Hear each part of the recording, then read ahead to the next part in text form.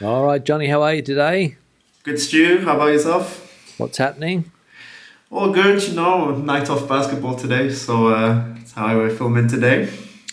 Yeah, what's that due to? You have had a game or something, did you?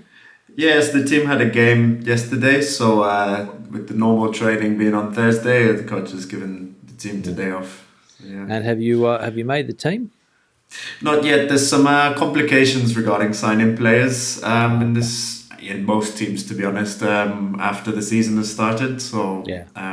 yeah, still waiting to see what happens with that.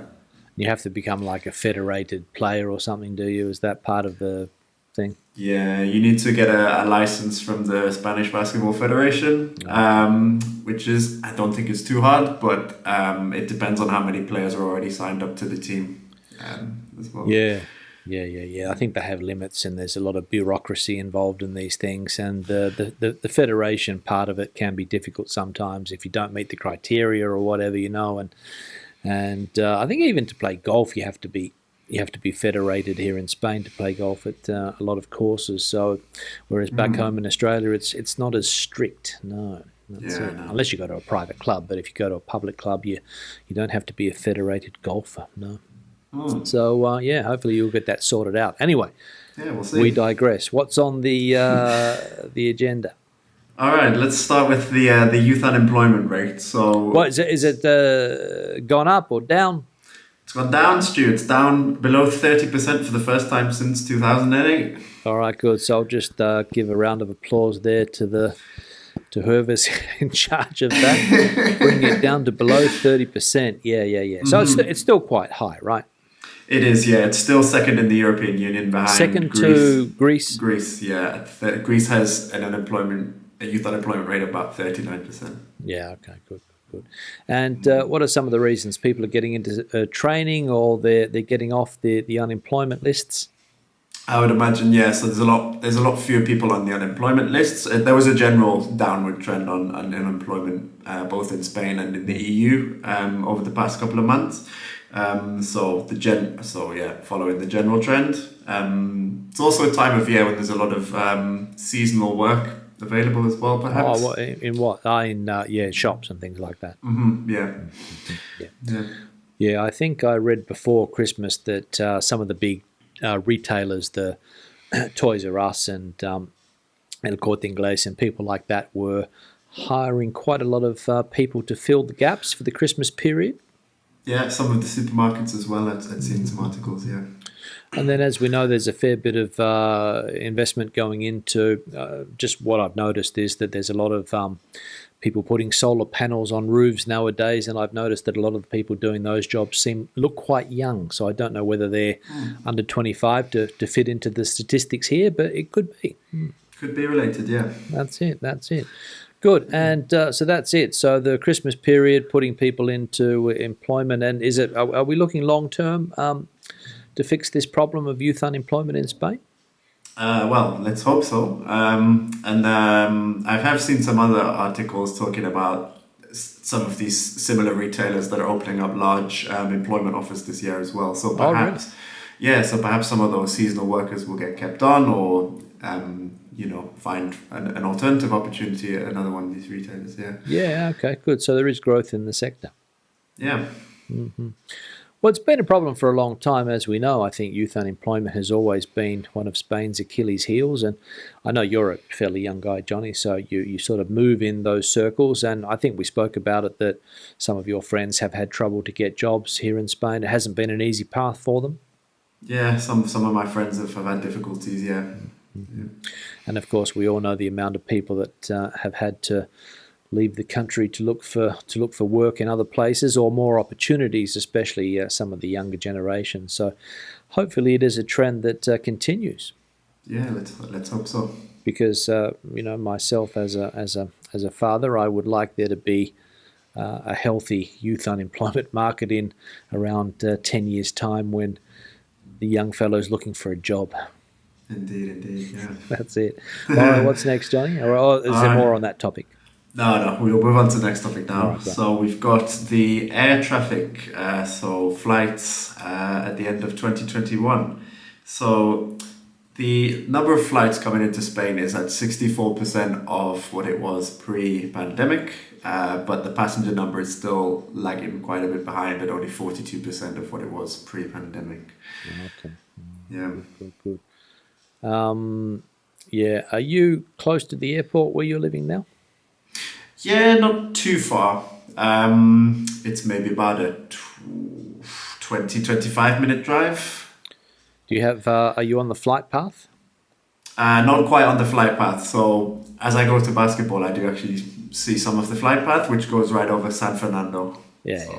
Okay, yeah, good. I thought maybe you might have been sort of in that area. So you know that there is a over Arganda, San Fernando, and even here we can see the planes come in. Sort of, it seems to be the route to come into Barajas, and I have noticed that if we compare with the deep days of the start of the pandemic when there were there were no flights at all. yeah. There are, a lot more flights nowadays coming into the country, of course, and but 61%, Johnny. Yeah, so the number of flights significantly picking up, something I've noticed as well. But an interesting statistic regarding the passenger numbers. So pre-pandemic, I think the calculation was about an average of 116 passengers per flight, and it's currently only at about 73 passengers per flight. Okay, all right, good. So what's that in percentages? Do we know?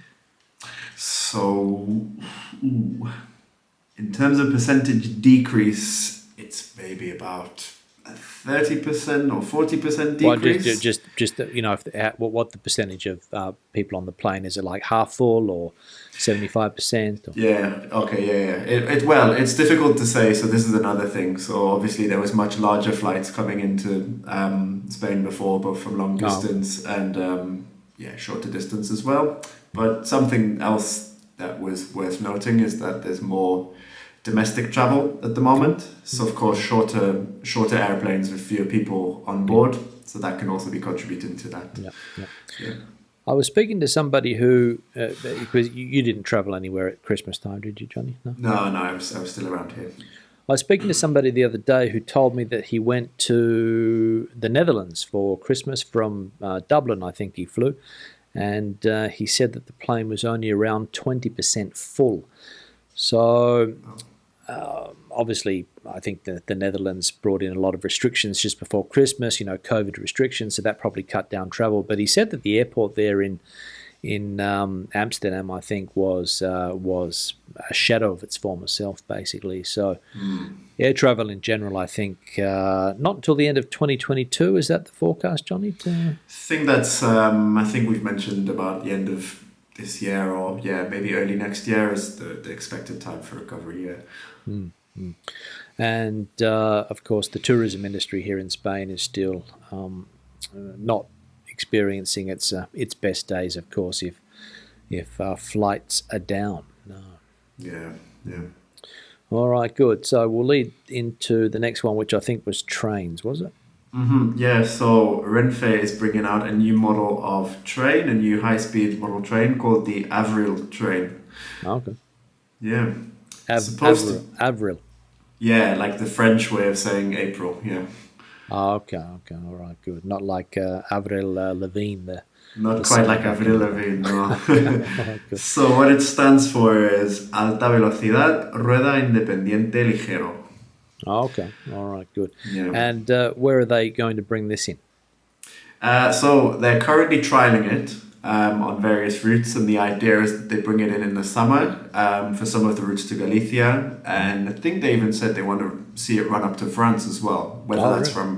from whether it's from Madrid or Barcelona, I'm not sure, but yeah, there was a mention of France in there. Yeah. Is there a fast train from Madrid to France? From Madrid? Sorry, from Madrid to France, or not? I think there would probably be changes at some point, whether it's in Bilbao and then going via San Sebastian, or whether you go No. to Barcelona. Because I think there's a high speed train that runs to Barcelona that goes through France. Yeah, well, I know the Barcelona route, of course, but I'm not sure whether there's one that goes into the Basque Country. I don't know whether the Basque Country has a fast speed train yet or not, because you mentioned Galicia a minute ago, and that they've only just recently opened the the the super fast train, the AVE. I think they had a some type of I'll put in inverted commas fast train before, but they've only just recently inaugurated the Ave line to Orense, I think. Yeah, I think it was Orense, yeah. Good. And what's the difference between these new trains and the traditional ones? So they save more electricity, so they save about 30% of electricity. They can go up to 300 kilometers an hour with over 600 passengers on board. And they also have an interesting seating layout. Sorry, you said that 600? Yeah, with over 600 passengers at 300 kilometers an hour. Oh, okay. I thought you said 600 kilometers an hour. Yeah, that would be dreaming. I would love it. Yeah, that's But yeah. And then there was a mention of the seating layout as well, which it mentions as a 3+2. So I can only imagine there's 3 seats on one side and 2 on the other. It's a logical deduction from that, yeah. And it's not one of these low-cost models, is it? I wouldn't think so, no. I think it has been brought in as part of this staying competitive in the deregulated rail market, but I don't think it's going to be one of these low-cost trains. I think it's going to be perhaps similar to the AVE service. Good. Now, is there an update on the competition in that sector, Johnny? Have you heard anything about that? I have not. I have not heard any competition, anything about the competition in the sector, but I have heard about Renfe and Iberia trying to team up to get the AVE to go to Barajas recently. Oh, really? Yeah. So that's something that already exists in France, for example. You can get the TGV train from Charles de Gaulle Airport down to other parts of the country. So perhaps a similar concept is what they're looking to produce in Spain. So what would they have? They'd have to build a whole new line, though, wouldn't they, for that? Because as far as I know, there's only a metro. Is there a Cercanías to Barajas? I don't. There is a Cercanías train, yeah. So maybe... whether they repurpose one of those Cercanías platforms or whether they expand the station. Yeah, who knows? Okay, all right, good. So that would be ideal for people that are coming into Madrid and want to head straight to another destination, right? Which would be the objective of that, and they don't have to come into the city, take an expensive taxi, or find their way into the centre of Madrid in order to get to that other destination. Yeah, exactly. Yeah. Well, we'll see how that one pans out, but I imagine it's going to be a long project. I imagine if they're only talking about it now, probably not until 2025 we're in 2022 now, so probably 2030 before we hear anything more about that. Oof. Yeah, we'll see. We'll see how quickly this one develops. So, yeah. Considering how long it took to get that line to Galicia, you know. Yeah. which took quite a while. Now, the question I was asking before was that I know that some French companies came into the market, and are there any other competitors apart from that French company? Are there any more local competitors or there was another company that was trying to enter into the market as well, or was thinking about it, but I can't remember the name of the company off the top of my head.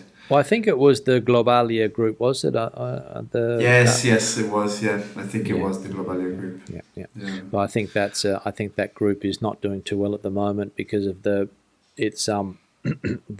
COVID situation and having a tourism business, hotel business, and travel agent business. Obviously, they haven't been doing too well for the last couple of years. So we'll see how they go and whether they come into that market or not. But anyway, all right, good. Yeah. Anything else, Johnny?